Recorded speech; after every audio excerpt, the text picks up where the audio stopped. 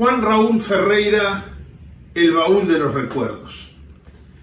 El poder y la alegría de decir que no. Una frase célebre de Wilson en la que sintetizó mi viejo todo lo que quería decir votar por no en el plebiscito de 1980. Una jornada increíble. En el exterior, yo lo viví desde el exterior, no voté, estaba exiliado.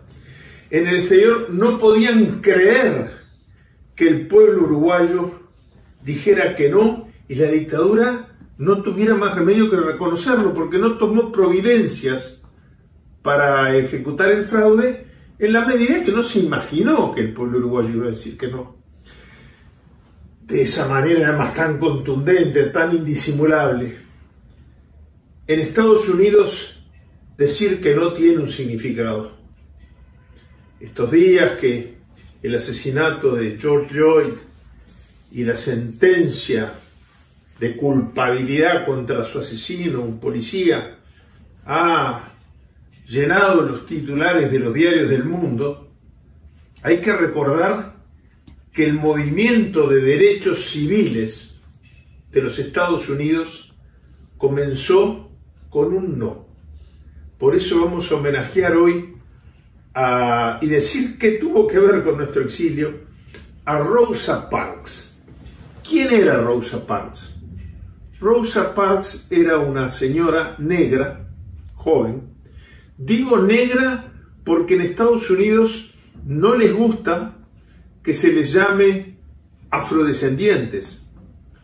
A mí un negro amigo me decía, yo a ti no te digo portugués descendiente, yo soy negro. El reverendo Luther King, en sus discursos, cuando hablaba de su propia raza, utilizaba una expresión nigger. No es negro, es el término despectivo con que los blancos mencionaban en el sur, sobre todo, a los negros que discriminaban.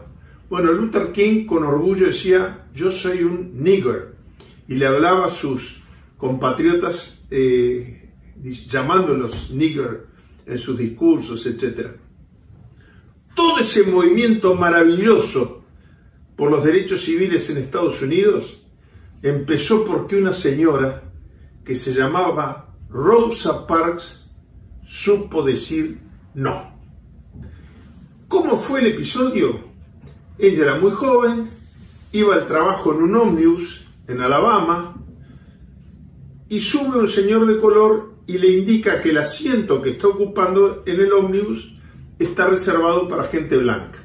Los ómnibus tenían unos asientos de menor calidad para los negros y unos asientos de mayor privilegio para los blancos. Los ómnibus, los bebederos, los baños, las escuelas discriminatorias, todo esto que parece una historia del siglo pasado, sí, pero parece del siglo XIX, no, fue en pleno siglo XX, en la década del 60.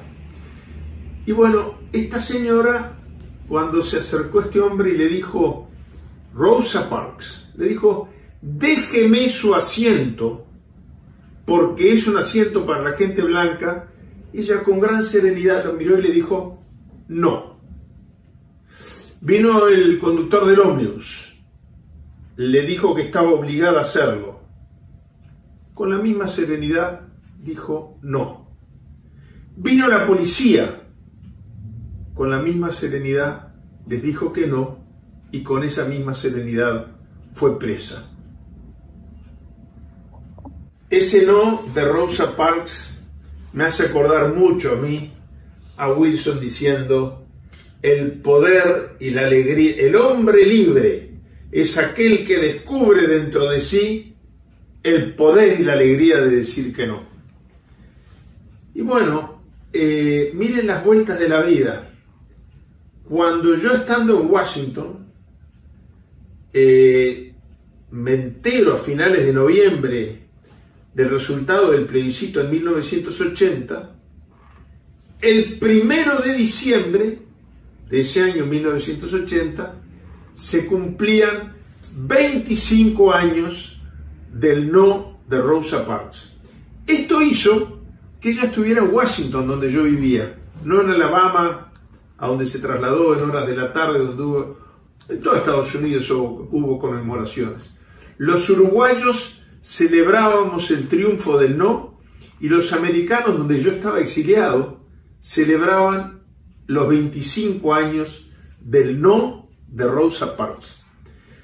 Yo obviamente era muy niño, me acuerdo cuando murió Martin Luther King, porque mamá esperaba el ómnibus del colegio en la vereda, y yo sabía que cuando mamá esperaba en la vereda había una mala noticia. Y ahí me enteré muy niño. Mamá nos explicó lo que significaba Martin Luther King, que había sido asesinado, nos llevó a la iglesia, ella era muy católica.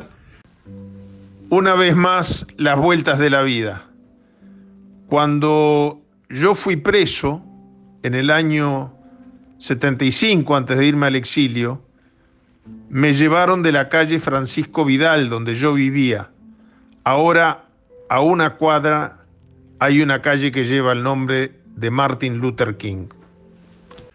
Y bueno, miren las vueltas de la vida. Cuando en Montevideo y en el exilio, en todo lugar donde hubiera un uruguayo, se celebraba el triunfo del no, el pueblo norteamericano celebraba los 25 años del no. Yo decía, no conocía a Luther King. Ahora, todo el círculo de amigos que me rodeó, que me cobijó, que me dio contención, afecto, era gente muy vinculada a Luther King. Mi jefe en la oficina de Washington para América Latina, donde yo trabajaba por los derechos humanos en Uruguay, Joe Eldridge, era su juventud, sus referencias, sus primeros pasos en la lucha por la libertad, que luego trasladó generosamente al pueblo latinoamericano.